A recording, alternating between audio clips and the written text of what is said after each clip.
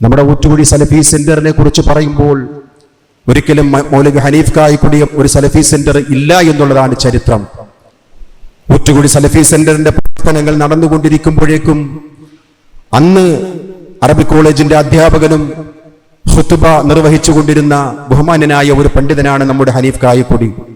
ആ സമയത്ത് 25 വർഷങ്ങൾക്ക് മുമ്പ് ചെയ്ത ആ ത്യാഗോജ്ജലമായിട്ടുള്ള പ്രവർത്തനങ്ങളുടെ പരിണിത ഫലമാണ് ഒരുപക്ഷെ നാം ഇവിടെ കൂടിയിരിക്കുന്ന പലർക്കും പറയുവാനുള്ളത്. എന്റെയൊക്കെ നാട്ടിൽ നിന്നും ബഹുമാന്യനായ സലീം സാഹിബ് ഊറ്റുകുടിയിലേക്ക് വരുമ്പോൾ പറയുമായിരുന്നു, ഞാനൊക്കെ ഗൾഫിൽ നിന്നും നാട്ടിലേക്ക് തിരിച്ചു വന്നപ്പോഴേക്കും അദ്ദേഹം എന്നെ ഇവിടെ എത്തുന്ന ഒരു സംവിധാനമാണ് ഇന്നേ വരെ ഈ ഇഫ്താർ പരിപാടിയിൽ വരെ അദ്ദേഹത്തിൽ നിന്ന് നാം കാണുന്നത്. മഹനീയമായ ഒരു മാതൃകയാണ് സഹോദരങ്ങളെ. അദ്ദേഹം ഊറ്റുകുടി സലഫി സെന്റർ അവിടെയുള്ള പ്രവർത്തനങ്ങൾ നമുക്കറിയാം. ഇന്ന് ആ ഊറ്റുകുടി സലഫി സെന്ററിൽ മൃതശരീരം പോലെ, അല്ലെങ്കിൽ ജീവനില്ലാത്ത ഒരു ശരീരം പോലെ നമസ്കാരങ്ങളും ജുമാഅയും നടക്കുന്നു എന്നതൊഴിച്ചാൽ അവിടെയുള്ള ഖുർആൻ ക്ലാസുകൾ നിശ്ചലമായി. അവിടെ ഈ റമദാൻ സമയങ്ങളിലൊക്കെ 3 നേരം പ്രൗഢോജ്ജലമായിട്ടുള്ള പ്രഭാഷണമായിരുന്നു നാം അതിൽ നിന്നും കേട്ടത്. സെക്രട്ടേറിയറ്റും പരിസരത്തുമുള്ള ഒരുപാട് സഹോദരങ്ങൾ കേരള സലഫി സെന്ററിനെ ആശ്രയിച്ചുകൊണ്ടായിരുന്നു ഈ ആദർശത്തെ മനസ്സിലാക്കിയത്. ഇന്ന് ഗവൺമെന്റിന്റെ അധീനതയിലാണ് എന്നുള്ളത് എല്ലാവർക്കും അറിയാം. ഇന്നത്തെ ഒരു ദിവസത്തിന്റെ പ്രത്യേകതയുണ്ട് സഹോദരങ്ങളെ. നാളെ എന്ന് പറയുന്നത് ദുഃഖവെള്ളിയാഴ്ചയാണ്. ആ ദുഃഖവെള്ളിയാഴ്ചയുടെ ഒരു പ്രത്യേകത, 11 വർഷങ്ങൾക്ക് മുമ്പ് ഇതുപോലെയുള്ള ഒരു വെള്ളിയാഴ്ച രാവിലെ 10 മണിക്ക് ഈ ഉള്ളവനും നമ്മുടെ മുഹമ്മദ് സാറും അവിടെയുള്ള മജീദിക്കയും സാധാരണ പ്രവർത്തനങ്ങൾ നടന്നുകൊണ്ടിരിക്കുന്ന ആ സമയത്താണ് കേരളത്തിലെ കാസർഗോഡ് മുതൽ തിരുവനന്തപുരം വരെയുള്ള പരിചയവും പരിചയമില്ലാത്തതുമായിട്ടുള്ള 500-ൽ പരം ആൾക്കാർ പരിശുദ്ധമായ ദിവസങ്ങളിൽ നേതാവായ വെള്ളിയാഴ്ച എന്നുള്ള പരിഗണന പോലും നൽകാതെ ഞങ്ങളെയൊക്കെ വളരെ മോശമായി പ്രതികരിക്കുകയും അവിടെ ഖുതുബ നടത്തുവാൻ വേണ്ടി വന്ന ഹാഫിദ് ഷാക്കിർ ഹുസൈനെ റൂമിലിട്ട് പൂട്ടുകയും അവസാനം പോലീസിന്റെ സഹായത്തോടുകൂടി അവരെല്ലാവരെയും പുറത്താക്കിയ സംഭവം ഇന്നും RDOയുടെ നിയന്ത്രണത്തിലാണ് സഹോദരങ്ങളെ. ഊറ്റുകുടി സലഫി സെന്ററിലേക്ക് നിങ്ങൾ ചെന്ന് അവിടെ കാണുന്ന 2 ശിലാഫലകങ്ങളുണ്ട്. ഊറ്റുകുടി സലഫി സെന്ററിന്റെ ഗേറ്റ് കടക്കുമ്പോഴേക്കും നമ്മുടെ മുന്നിൽ കാണുന്ന 2 ശിലാഫലകങ്ങളുണ്ട്. അതിൽ 2 വ്യക്തിത്വങ്ങളുടെ പേരുകൾ നമുക്ക് മറക്കുവാൻ കഴിയുകയില്ല. ഒന്ന് മർഹൂം AP അബ്ദുൽ ഖാദർ മൗലവി, അല്ലാഹു മഗ്ഫിറത്തും മർഹമത്തും നൽകുമാറാകട്ടെ.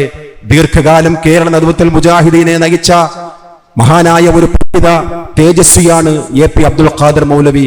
അദ്ദേഹത്തിന്റെ പേരിനോടൊപ്പം മറ്റൊരു പേര് കാണാം. ഇന്നും കേരള നദ്വത്തുൽ മുജാഹിദീന്റെ സംസ്ഥാന അധ്യക്ഷനും നമ്മുടെ പ്രസിഡന്റുമായ TP അബ്ദുള്ള കോയ മദനിയുടെ 2 പേരുടെയും കയ്യൊപ്പുകൾ ആ ശിലാഫലകത്തിൽ കാണാം. ആരുടേതാണ് ആ സ്ഥാപനം? കേരള നദ്വത്തുൽ മുജാഹിദീന്റെ സ്ഥാപനമാണ്. മഹാനായ ജീവിച്ചിരിക്കുന്ന ഒരു വലിയെന്ന് മുസ്ലിം ലീഗിന്റെ ഒരു നേതാവ് പലപ്പോഴും പരിചയപ്പെടുത്താറുണ്ട്. മുഹമ്മദ് മൗലവി റഹ്മഹുല്ലാ. അദ്ദേഹം ആദർശക്കാരനായിരുന്നു. കുളത്തൂർ മുഹമ്മദ് മൗലവി നമ്മുടെ ഊറ്റുകുഴി സലഫി സെന്ററിൽ കൂടെ വരുമായിരുന്നു അദ്ദേഹത്തിന്റെ ജോലിയുമായി ബന്ധപ്പെട്ടുകൊണ്ട്. അപ്പോഴൊക്കെ ഈ ഉള്ളവൻ അവിടെ ജോലിയായിരുന്നുവല്ലോ.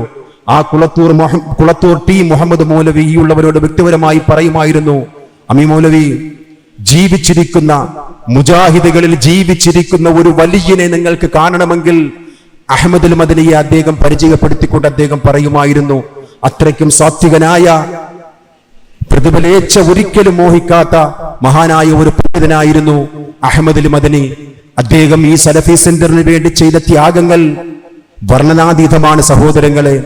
ഇന്നത്തെ അവസ്ഥ, അദ്ദേഹം വഫാത്താകുന്നതിനും 1 വർഷം മുമ്പ് CD ടവറിൽ വെച്ചുകൊണ്ട് നമ്മൾ സംസാരിച്ചു കൊണ്ടിരിക്കുമ്പോഴേക്കും അദ്ദേഹത്തിന്റെ കണ്ണുകളിൽ നിന്നും അശ്രുകണങ്ങൾ പൊഴിഞ്ഞത് നാം നേരിട്ട് കണ്ടതാണ്. അദ്ദേഹത്തിന്റെ ത്യാഗങ്ങൾ ഈ സ്ഥാപനത്തിന് വേണ്ടി അഡ്വാൻസ് അഥവാ ടോക്കൺ മണി കൊടുക്കുവാനായിട്ട് മഹാനായ അഹ്മദുൽ മദനി ട്രെയിനിൽ കൂടി സഞ്ചരിച്ചത് അദ്ദേഹം കൊണ്ടുവന്ന ക്യാഷ് തലയണയായി കൊണ്ടാണ് വന്നത് എന്ന് അദ്ദേഹം പലപ്പോഴും അയവിറക്കുമായിരുന്നു. അങ്ങനെയുള്ള ഒരുപാട് ത്യാഗങ്ങൾ ചെയ്ത മഹാന്മാരായ പണ്ഡിതന്മാരിൽ കെട്ടിയുയർത്തപ്പെട്ട ഒരു സ്ഥാപനമാണ് ഈ കേരള സലഫി സെന്റർ. ഒരു അവകാശത്തിനും പഴുതില്ലാതെ, ഒരു ന്യായവുമില്ലാതെ ഒരു അവകാശവുമില്ലാതെ ഇന്ന് പലരും അതിന്റെ അവകാശവാദം ഉന്നയിക്കുകയാണ്. ഞങ്ങളാണ് അതിന്റെ രക്തവും വിയർപ്പുമൊക്കെ അള്ളാഹുവിന്റെ അടുക്കൽ നമ്മളൊക്കെ വിടുകയാണ്. നമ്മളും അവകാശവാദം ഉന്നയിക്കുന്നില്ല. അതിന്റെ യഥാർത്ഥ അവകാശികൾ കേരള നടുവത്തുൽ മുജാഹിദീനാണ്.